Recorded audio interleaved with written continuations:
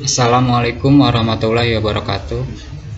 Perkenalkan, nama saya Hafizan Hirzi, mahasiswa dari Universitas Buana Perjuangan Karawang dengan NIM 1104 kelas TI 18C. Di sini saya akan mempresentasikan tugas besar dari Operational Research 2 tentang membuat suatu simulasi industri berdasarkan suatu kasus yang real. Di sini saya mengangkat tema dengan industri yang berjudul perancangan tata letak gudang produk jadi pada PT Fuji Sheet Indonesia.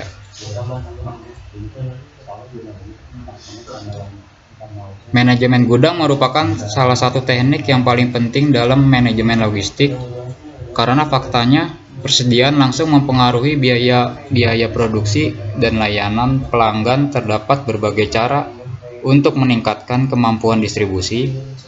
Salah satunya ialah melakukan perbaikan sistem penyimpanan barang-barang dan gudang. Dan perbaikan sistem penyimpanan dalam gudang dilakukan dengan merencanakan tata letak pergudangan secara optimal. Perancangan tata letak gudang yang baru dilakukan agar pemanfaatan ruangan lebih teroptimalkan dan penataan produk-produk dalam gudang menjadi lebih rapi serta tersusun dengan baik dalam mendukung kinerja perusahaan. Karena gudang yang sebelumnya tata letak dari penyimpanan barang-barang sangat tidak teratur sehingga menyebabkan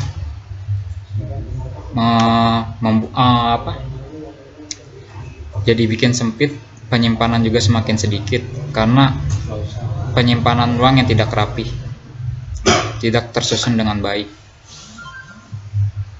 Dan metode yang saya gunakan di sini Activity Relationship Chart, yaitu aliran bahan bisa diukur secara kualitatif menggunakan tolak ukur derajat kedekatan hubungan antara suatu objek baik berupa barang atau departemen dengan lainnya tergantung dari konteksnya.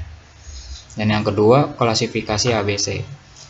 Metode klasifikasi ABC adalah metode untuk mengelompokkan inventory ke dalam kategori A, B, dan C.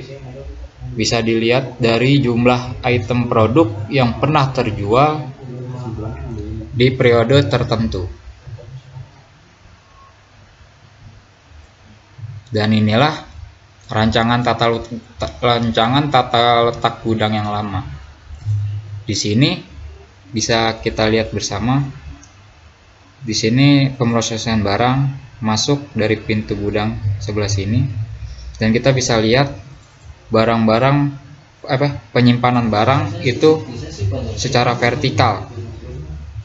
Jadi menyebabkan penyempitan, memakan banyak tempat sehingga barang-barang yang masuk ke gudang ini tidak efektif. Dan di sini saya mengusulkan rancangan tata letak gudang yang baru.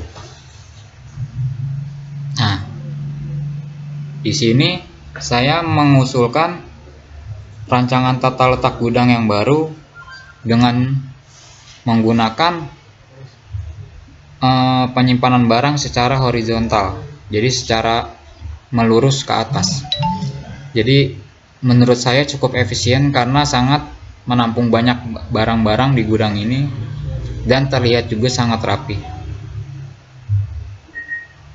Dan di sini kita bisa lihat pro modelnya. Nah, di sini sebelum masuk ke gudang ada operator yang mengecek barang-barang dan masuk ke forklift, mengambil barang dengan masuk ke gudang. Dan ini adalah contoh total gudang yang baru di sini. Oke, next.